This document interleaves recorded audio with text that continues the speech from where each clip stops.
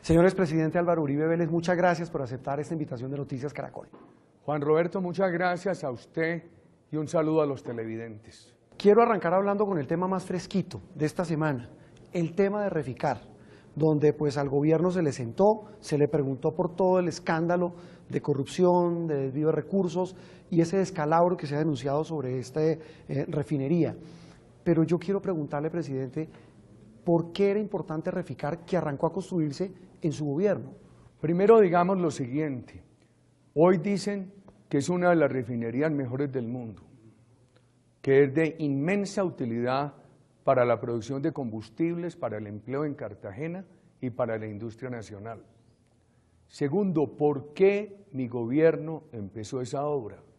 Yo me propuse responderle a las regiones colombianas con una serie de obras aplazadas, que el distrito del Triángulo del Tolima, que Ranchería en La Guajira, que resolver el problema de Comsa para poder hacer la autopista de Bogotá a Santa Marta o al Pacífico, a todas las regiones colombianas, honorablemente.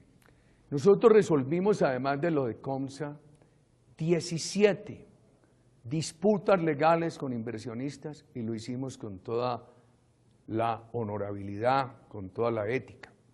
¿Por qué se necesitaba Reficar? El país tenía un problema muy grave de falta de combustibles, de poca capacidad de refinación, de obsolescencia en la refinación.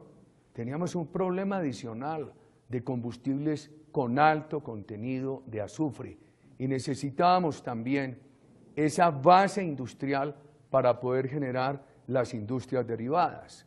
Ayer se anunció que ya se van a empezar a instalar, gracias a la obra.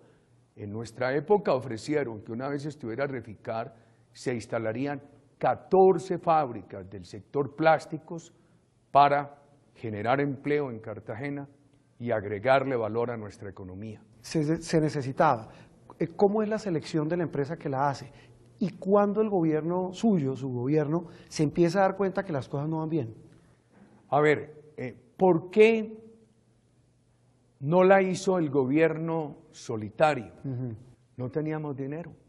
¿Cuánto costaba inicialmente? ¿Recuerda Se habló cuando yo llegué al gobierno, se dijo que la primera parte, que era muy simple, podía costar unos 700, 800 millones de dólares. No había plata. El país estaba en una situación muy difícil. Entonces a mí me decía el ministro de Hacienda, si usted hace la refinería, las utilidades de Ecopetrol, se van a dedicar a sacar la refinería adelante y me deja el fisco sin los aportes de Ecopetrol. Y el ministro de Minas me decía, hay que hacerla, buscamos el socio. ¿Cómo se encuentra el socio? Un proceso totalmente transparente. Se hicieron unas ruedas de inversionistas en Londres, en Nueva York, se invitó a 48 empresas, participaron inicialmente 11, 4 entraron al cuarto de datos, esas 4 fueron preseleccionadas.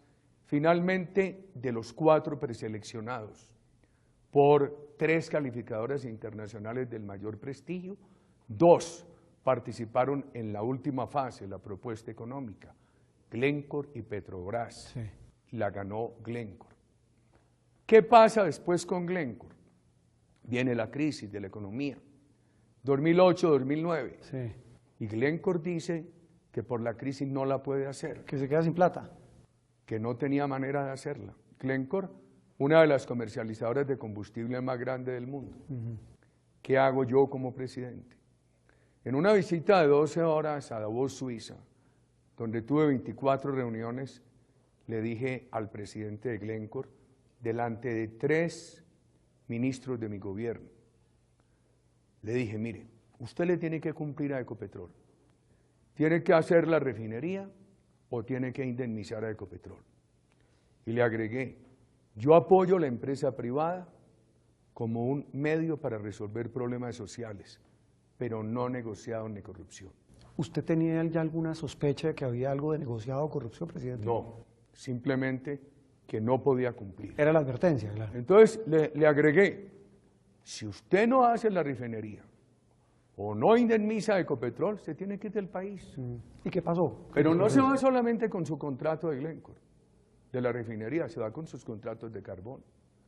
Él vino, se sentó con Ecopetrol, yo ya no participo ahí, e indemnizó a Ecopetrol. y perdieron 246 millones de dólares. Eso pagaron en ese momento. En ese momento perdieron 246 millones de dólares que se los gana Ecopetrol. Entonces, en ese momento los ministros dicen que la situación del país ha mejorado, que ha mejorado mucho en relación con 2002, que eso es muy buena inversión para Colombia, para el Estado colombiano, y se define que entonces Ecopetrol haga la refinería totalmente estatal. Entonces el gobierno nuestro le agrega al contrato inicial otros elementos, por ejemplo, que estuviera sincronizada con la refinería Barranca Bermeja, que se produjera más cantidad de combustibles con bajo contenido de azufre y que se pudiera integrar con el propileno y que se produjeran todas las materias primas para los desarrollos industriales en Cartagena, también pensando en la ampliación del Canal de Panamá y en la importancia de Cartagena. Termina nuestro gobierno y el valor queda más o menos en 3.900 millones de dólares. ¿Por qué? ¿Cuánto había subido del valor inicial que se ha previsto, presidente? Nosotros hicimos 2 adiciones y termina el gobierno nuestro con 3.900 millones de dólares. No por revisión de lo inicial, sino por adiciones. Y prácticamente la obra no ha empezado. En ese momento. ¿Y adiciones para qué? ¿Necesitaban plata? Lo que le acabo de decir, adiciones de obra. De obra, exacto. Es que esa es se las acabo de enumerar. Sí, es que ese es el punto clave, presidente, porque quienes critican el tema de Reficar dicen ahí empezaron los problemas. Pero usted dice no, las adiciones fueron porque eran de obras. Claro, pero adiciones de gran importancia, se lo repito, para poder integrarla con la refinería Barranca. 2, para producir más cantidad de combustible con baja cantidad de azufre. Hoy dice el actual gobierno que la refinería es excelente, que la calidad del combustible que se está produciendo allí es de primera calidad mundial. Y 3, para producir más materias primas para los desarrollos industriales en Cartagena. Ayer hubo un debate, en las últimas horas hubo un debate, presidente, de más de 10, casi 11 horas. Usted, como uno de los que citó y que estuvo al frente de ese debate al gobierno, ¿quedó satisfecho con la explicación? A ver, primero, yo le tengo que decir a los colombianos lo siguiente. Hay cosas que uno dice ya en momentos de la vida. Una de mis obsesiones ha sido el manejo absolutamente transparente de los recursos públicos. Y además con absoluta austeridad. Sí. Entonces yo expliqué ayer todo el proceso de nuestro gobierno y entré a examinar lo que pasó y lo que se ha publicado desde que terminó nuestro gobierno hasta hoy. Hasta hoy, sí. Entonces yo he leído la demanda que el actual gobierno acaba de presentar contra el constructor. El constructor que escogió Glencore y que se mantuvo es una empresa norteamericana que se llama CBI. Sí. Es una de las 4 empresas constructoras más importantes de los Estados Unidos. Entonces el gobierno dice lo siguiente, que CBI tuvo fallas grandes en la ejecución, ya después de 2010. Dice que las detecta desde 2011. Fallas grandes en el manejo laboral, donde también hubo un problema de vandalismo. Si usted me dice que hay baja productividad laboral, pero eso se compensó con el aprendizaje de nuestros trabajadores, eso es entendible. El gobierno dice que en esa demanda que hubo faltas graves en la oportunidad de la entrega de materiales, en la ingeniería, en la planeación. También dice el gobierno, y a las preguntas nuestras, que la refinería debe valer entre 7 y 9 mil millones de dólares.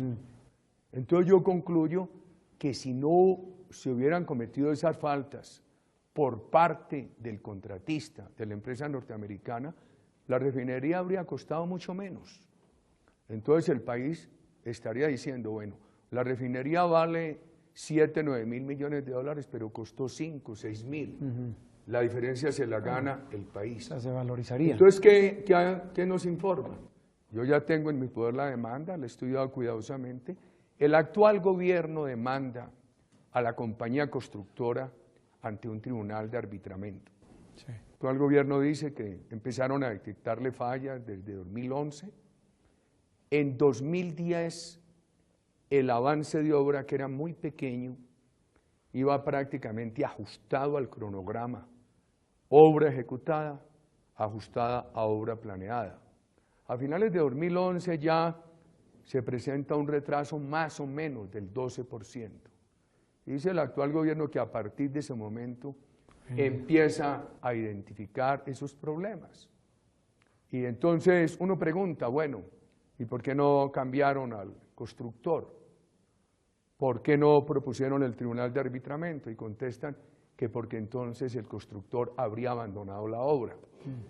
Yo ahí tengo un punto de vista diferente. El famoso chantaje del que habla. Yo creo que en ese momento se habría podido buscar un tercero, aunque el gobierno dice que trataron de buscar un tercero, pero que ese tercero les cobraba más.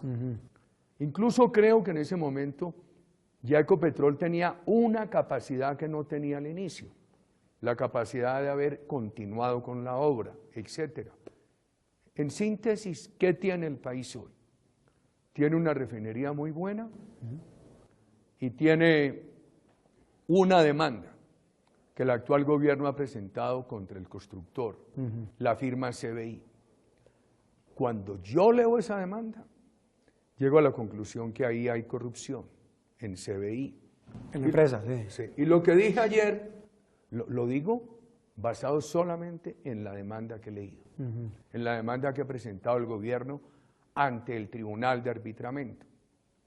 ¿Y qué más dije ayer en la plenaria del Senado? Hombre, que no se le oculte al país nada, que donde haya habido corrupción se denuncie, se sancione con claridad, por encima de los debates de la política. Señor presidente, le cambio de tercio para preguntarle cómo le fue con el señor Kofi Annan. Bueno, yo me he reunido varias veces con él, he conversado telefónicamente con él. En la reunión de la semana pasada volví a explicarle nuestras preocupaciones por los contenidos de los acuerdos de La Habana. La inconveniencia para el país, los riesgos, la insostenibilidad jurídica. Él me pregunta si hemos hablado con el gobierno, y le digo muchas veces, pero hay oídos sordos en el gobierno. Quedamos finalmente que él hablaría con el presidente de la República para que el gobierno nombrara un delegado y nosotros otro. Por la tarde me llama y me dice le pregunto. Que habló con el presidente y que el presidente nombra a Humberto de la Calle y que Kofi Annan me pide a mí que me nos represente Carlos Holmes. O estamos haciendo esta entrevista miércoles. Ayer martes el doctor Carlos Holmes me dice que habló ya con Humberto de la Calle, que Humberto de la Calle no sabía nada, que el presidente no le había dicho nada, que de esa conversación él infiere que él le volvió a repetir nuestras preocupaciones, que no aceptan una sola, y él infiere que se está muy próximo a que el gobierno acepte todo lo de la FARC.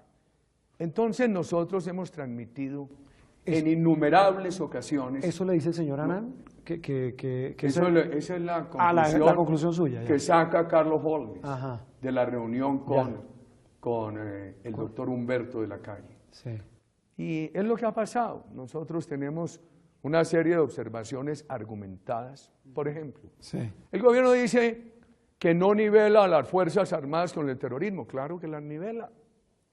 Los militares se tienen que someter al mismo tribunal de la FARC. Y entonces, si ese tribunal los encuentra culpables,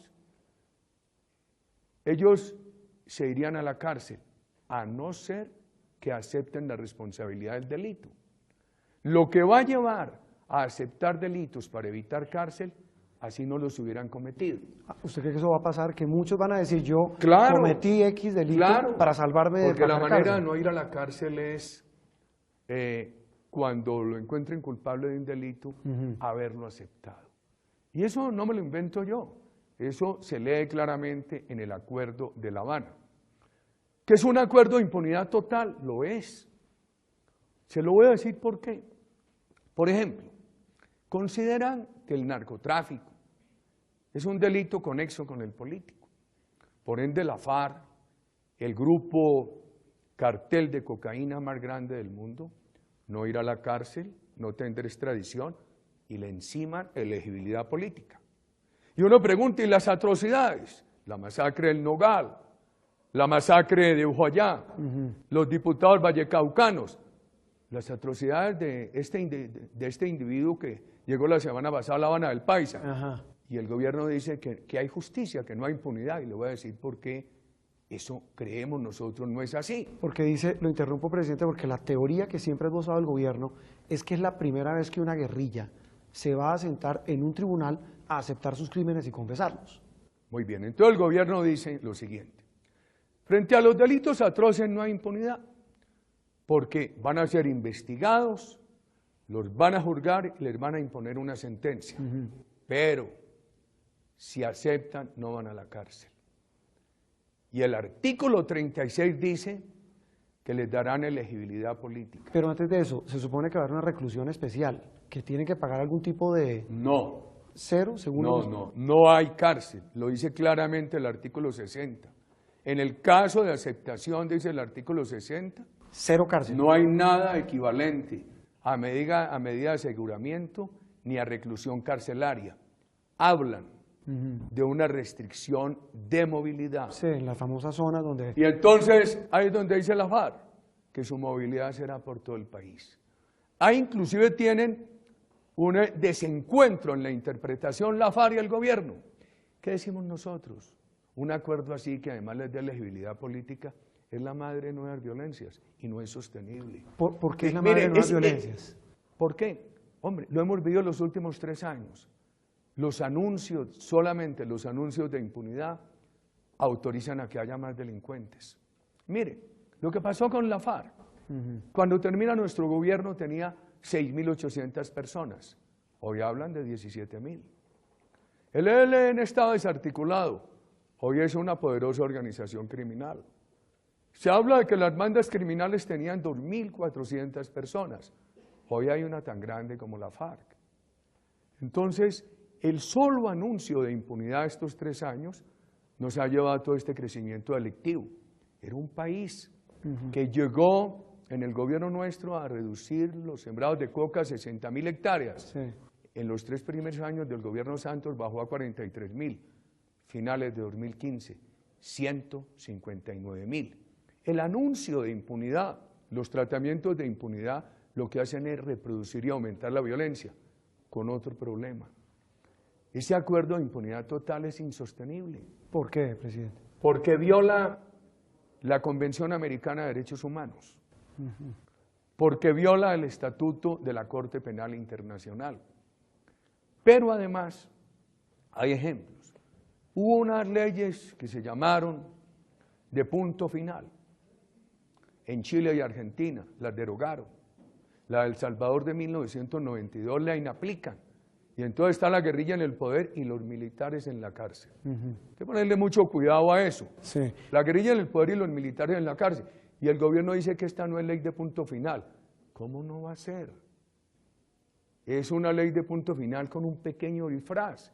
Dice, hombre, si confiesan no van a la cárcel. Y en todo caso les dan elegibilidad política. Y déjame decir esto, Señor. a mí me parece gravísimo para el país que no entreguen el dinero para reparar las víctimas. Me parece gravísimo para el país que el gobierno haya aceptado en el preámbulo los acuerdos que todo nuestro modelo económico y social es revisable con la FARC. Que escojan a la FARC y al ELN como los interlocutores que harán una especie de cogobierno para eliminar el narcotráfico y que será la FARC una especie de el interlocutor válido para definir la política agropecuaria y de tierras.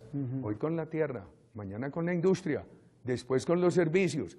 Si este país no tiene una vigorosa empresa privada, este país no es capaz de resolver la informalidad ni de superar la pobreza. Presidente, es así de grave, es decir, en la lectura de los acuerdos, usted ve o infiere que puede llegar a eso, a que se pueda cambiar el modelo económico, a que se intervenga la industria, a que se intervenga el sector productivo. Claro, se crean esos riesgos. ¿Por qué? En Venezuela nadie lo creía. Yo recuerdo que yo fui como delegado de la Universidad de Oxford a una reunión del PNUD en 1998 en Venezuela. días antes de la elección del presidente Chávez. Todo el mundo estaba feliz con la posibilidad de esa elección. Y el presidente Chávez muy astutamente nunca reveló su corazoncito marxista, castrista. Y mire lo que pasó. Y la FARC tiene dos actitudes. Cuando van empresarios y visitantes colombianos, ellos salen, al parecer muy amables, con muy buena urbanidad, los reciben, les dan tranquilidad. Pero si usted les lee todas las declaraciones, todo grupo terrorista tiene excusa ideológica. Entonces todas sus declaraciones apuntan a convertir a Colombia en otra economía, socialismo, siglo XXI, que lo que ha hecho es producir fracasos. Y yo le quiero decir a los televidentes que para nosotros la empresa privada no es un fin, es un medio para poder generar empleo de buena calidad, oportunidades de más emprendimiento, construir equidad y superar pobreza. ¿Pero por qué cree usted que se atenta contra eso en el acuerdo de La Habana, presidente? Empiece usted lo que ha pasado en lo tributario. Tenemos hoy la cuarta economía del mundo más gravada. Las empresas están pagando un 72% de sus ingresos por impuestos. Y esto ha venido todo en paralelo con los acuerdos de La Habana. Miren las dificultades que se están creando en todas las regiones colombianas con la ley de tierras. Quítenle la tierra al usurpador, pero le han creado una serie de riesgos a las gentes honorables del campo. Todo eso desestimula la inversión. El preámbulo de los acuerdos, la FARC y el gobierno señalan que todo el modelo económico es revisable. La FARC denuncia que el presidente de la República les envió una carta donde aceptaba que se podía considerar todo lo que era el proyecto de socialismo siglo XXI. Y ahí están las declaraciones de la FARC, que ellos tienen una confesión ideológica y doctrinaria, hoy sobre socialismo siglo XXI, que el presidente Chávez, a diferencia de la FARC, la supo ocultar. Presidente, ¿por qué usted reitera y argumenta cada uno de esos puntos de usted y del Centro Democrático sobre el acuerdo de La Habana? Pero eso, ¿cómo raya o cómo choca con lo que mucha gente en la comunidad internacional dice? Estados Unidos, la Unión Europea, expertos que dicen, mire, es hasta ahora el proceso, pues al menos más viable que hay para una guerra como la que vive Colombia. ¿Por qué se choca tanto con eso? Juan Roberto, no hables de guerra. Este país ha tenido una democracia respetable.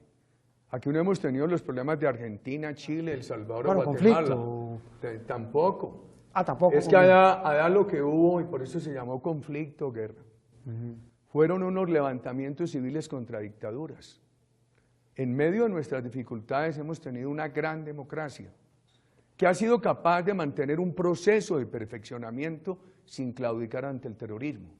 Entonces llevo a este punto que me acabas de tratar, porque Estados Unidos apoya al Santo Padre. Hay que leer cuidadosamente la declaración del Senado de Estados Unidos, que dice, sí, apoyamos los esfuerzos, pero condiciona que haya justicia, ratificación popular, y aquí se abandonó la justicia. ¿Usted cree que hay reparación a las víctimas? El acuerdo de víctimas es bellísimo, solamente le faltan 3 rengloncitos. ¿Qué son cuáles? En ninguna parte se le exige a la FARC aportar el dinero que han obtenido del narcotráfico y del secuestro para reparar a las víctimas. Y tampoco se le garantiza al país el derecho más importante, que es el derecho a la no repetición de la violencia. Porque el país hoy está viviendo... pero ahí se habla de no repetición. Perdón, cuando pueden hablarlo de no repetición de la violencia, pero la impunidad lo niega, porque la impunidad lo que hace es estimular la repetición de la violencia.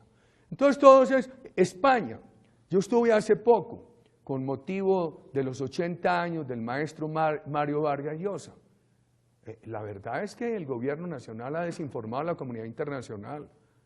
Cuando uno ya empieza a mirar con la comunidad internacional los detalles del acuerdo, ya van pasando de los gloriosos a los dolorosos.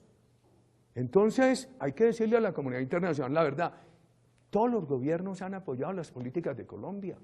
¿Cuánto no apoyaron la seguridad democrática nuestra? Ahora yo hago una pregunta. porque el tiempo de televisión es oro, que yo hubiera hecho esto con los paramilitares. ¿Y cuál es la diferencia entre las masacres de la FARC y las masacres de los paramilitares? Hoy muchos ciudadanos dicen, en mi época muchos ciudadanos decían, este gobierno de Uribe, a los paramilitares y a esos desmovilizados, que también se desmovilizaron 18.000 guerrilleros, sí, a los culpables de atrocidades no les van a imponer sino una cárcel entre 5 y 8 años. Sí. Tenían razón, muy poquito. Pero muchas de esas voces son hoy las que piden 0 cárcel para la FARC. ¿En qué estamos?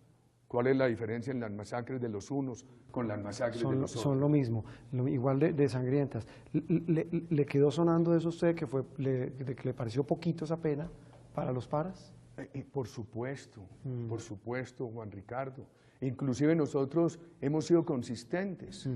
A mí me decía un funcionario del gobierno en un debate en el Congreso, que de los 18.000, no hablo de paras, en este momento hablo de guerrilleros, sí, que los 18.000 guerrilleros desmovilizados en el gobierno nuestro no quedan sino 380 en la cárcel.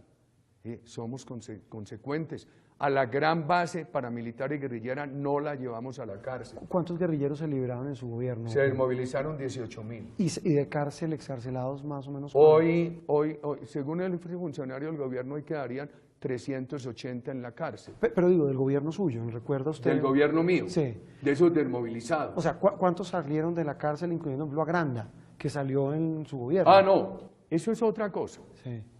Eso es cuando me llaman. Nosotros capturamos a Granda, en Venezuela, que oficiaba como canciller de la FARC en Venezuela.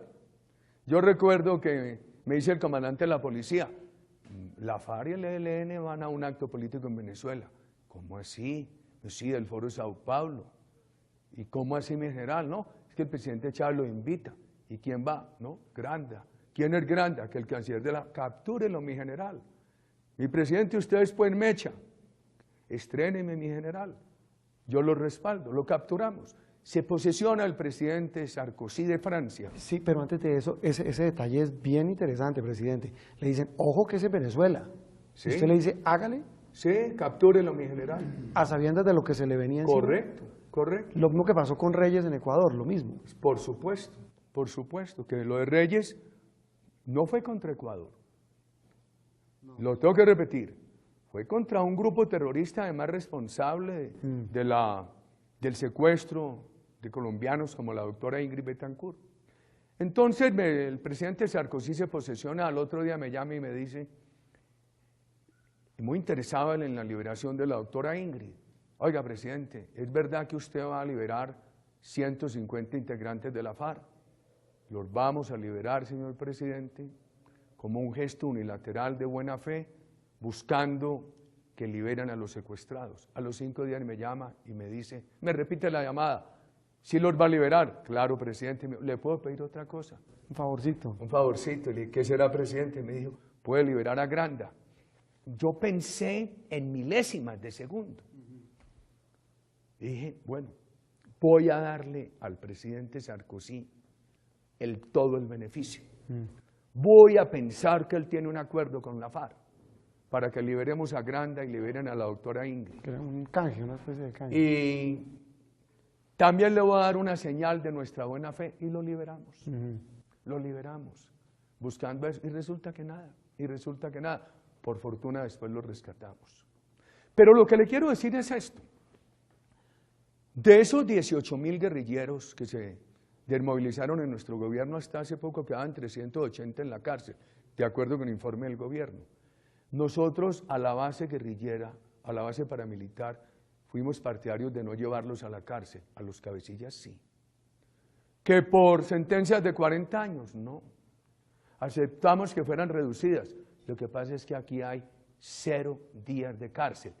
Pero además con otra cosa bien importante. Pero se habla de penas de 8 años, presidente. No, perdón.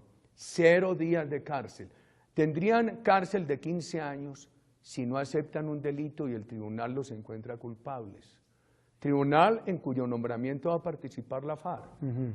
Entonces los militares tendrán que someterse, qué injusticia, a un tribunal cuyos jueces los van a escoger, instituciones definidas por la FARC y el gobierno. Entonces, si encuentran a un guerrillero culpable de un delito atroz, que no es los delitos políticos. ¿Cómo le parece eso de llamar al narcotráfico delito político? Y ese guerrillero no lo acepta, puede tener 15 a 20 años de cárcel. Lo mismo un militar. Si lo acepta, entonces le imponen una restricción de movilidad, que la FARC tiene una interpretación muy distinta y no la acepta como la interpreta el gobierno. Pero dice el artículo 60, 0 días de cárcel. Pero otra cosita, nosotros en la Ley de Justicia, Paz y Reparación, ni para militares ni para guerrilla, pretendimos remover la prohibición de la elegibilidad política. Ahora el artículo 36 les da elegibilidad política. ¡Qué mal ejemplo! Entonces se van a conseguir la elegibilidad política a partir de haber estado décadas asesinando y secuestrando colombianos. Pero puedo hacer de abogado del diablo, presidente, y esta última de paz. Lo ha hecho, pero sígalo haciendo. Pero no es lógico que si se van a venir, si van a reinsertarse, puedan hacer política. La verdad es esta: cuando usted revisa las legislaciones democráticas, hay un punto común, un elemento común. A los responsables de delitos atroces no se les permite la elegibilidad. Hay por ahí excepciones. En España la discusión es, no se llevan a ETA a la cárcel, sino en qué momento puede salir ETA de la cárcel. O sea que han estado en la cárcel. Y la discusión es si algunos jueces les permiten que puedan hacer política. Sáqueme a España. Mire, un conjunto de legislaciones democráticas, los responsables de delitos atroces no pueden ser elegidos. Y entonces a mi abogado del diablo le hago esta pregunta. A ver, presidente. ¿Usted qué hubiera pensado si esa elegibilidad política se le hubiera dado a los paramilitares responsables de atrocidades? Pero le voy a hacer una reflexión. Sí. El que se roba una bicicleta en Colombia hoy no puede ser elegido. La inmensa mayoría de los 100.000 colombianos presos están presos por delitos menos graves que los delitos cometidos por la FARC y no pueden ser elegidos. Un congresista que ha perdido la investidura no puede ser elegido. Le van a dar elegibilidad al terrorismo. ¿Qué va a pasar con todos ellos? Presidente, usted mencionó hace un rato a Ingrid Betancourt, que fue rescatada en su gobierno. Ella le concedió una entrevista a Noticias Caracol a su regreso al país, estaba de visita, y dijo, entre otras cosas, que a una pregunta de este abogado del diablo, en ese caso, le dije, es que ceder no significa que no haya cárcel.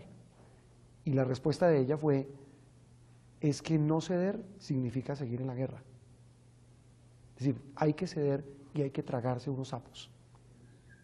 ¿Qué opina usted? Primero, ¿para qué me vas a poner a discutir con la doctora Ingrid? Bastantes controversias tengo que manejar yo.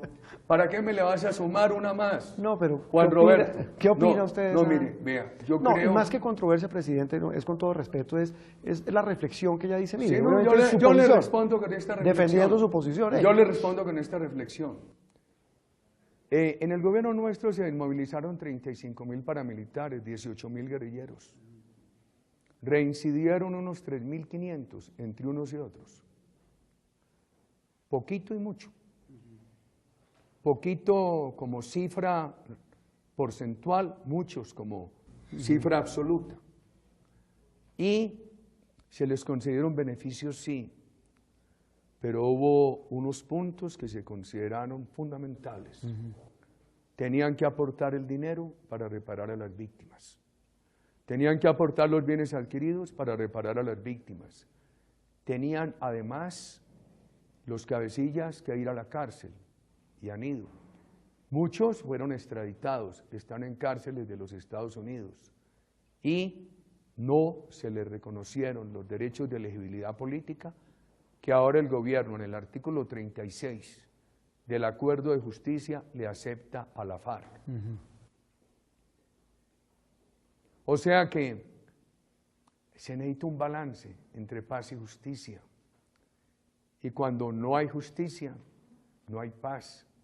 Aquí, como usted se acuerdo, el día que lo firmen, que todo indica que va a ser muy próximo, y tengo que invitar a los ciudadanos que estamos con estas preocupaciones a que nos preparemos para actuar en los próximos días. ¿Y cómo es actuar? Porque el acuerdo ¿Cómo vamos a resistir civilmente esto?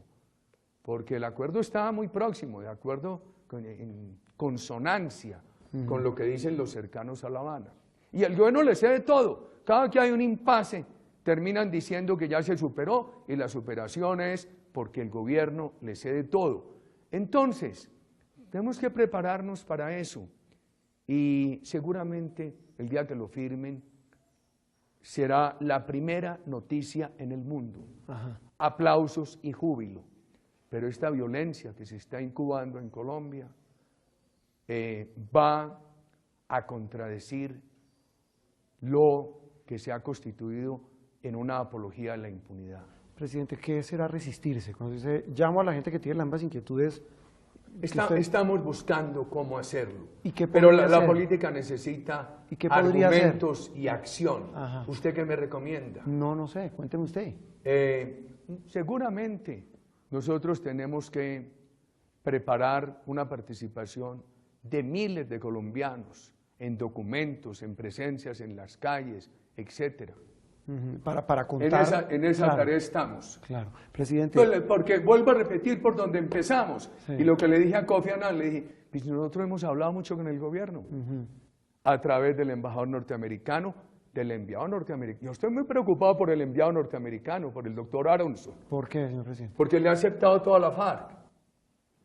Y mañana se lo va a volver a repetir al embajador de los Estados Unidos, valiente ayuda, ir a aceptarle toda la FARC. Eso no es ayuda a Colombia. Entonces lo tengo que decir con toda franqueza. ¿Y por qué cree que Estados Unidos está aceptando todo lo que... No Estados Unidos, O el enviado. Pues es el enviado de Obama.